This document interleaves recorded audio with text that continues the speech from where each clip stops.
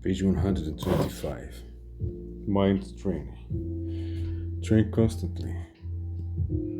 Train constantly toward the chosen objects.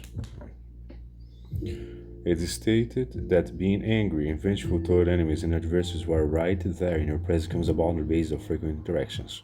Thus, from one angle, there is a real risk of losing your mind trained in relation to those who simply appear repulsive, those who harbor you will against you even though you have caused them no harm, and those you find undesirable even though they harbor no ill will toward you. Therefore, single these people out for special focus and train your mind by perceiving them as parts of your own heart.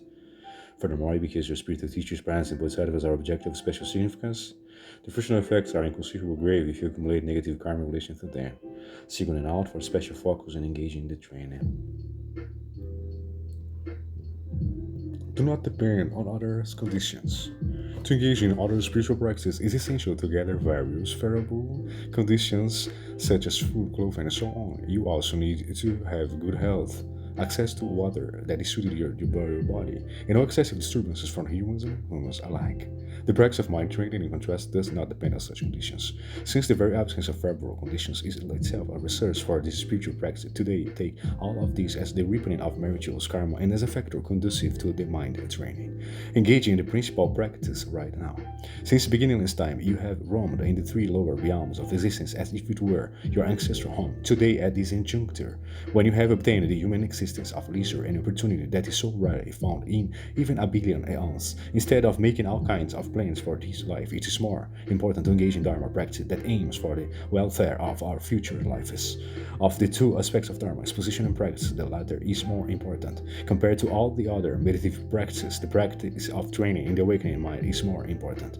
Compared to training the mind by applying the two pedals of scriptures and reasoning, it is more important to persistently train in applying the appropriate antidotes on the basis of your teacher's pithy instructions.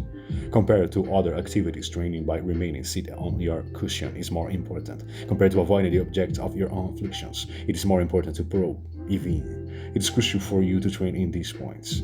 Do not apply misplaced understanding. This refers to the avoidance of six misplaced understandings. If instead you are ensuring of enduring the hardships entailed in Dharma practice, you forbear difficulties when seeking the objects of your desire, nurturing your friends and subduing your foes. This is misplaced forbearance.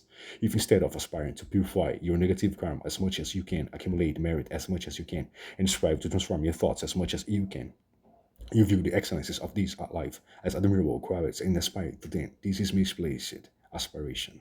If instead of savoring your experience of Dharma through striving and learning, reflection, and meditation, you savor the taste of sensual desire and pursue it, and you dwell on and relish memories of past sexual experiences and triumphs over enemies, this is misplaced savoring. If instead of cultivating compassion for those caught in suffering and needs conditions, you have compassion for those who undergo sufferings as part of their ascetic life in meditative pursuits, this is misplaced compassion. If instead of cultivating dedication to Dharma practice as privilege, you have a sense of dedication to such endeavors as accumulating material wealth, nurturing friends, and pursuing mundane greatnesses, this is misplaced dedication. If instead of rejoicing in those from the Buddhas to sentient beings who engage in virtue and enjoy its fruits, happiness, you rejoice when misfortunes and disasters befall your adversaries, this is misplaced rejoicing. You should relate to these six misplaced understandings with appropriated avoidance and affirmation. Page 127.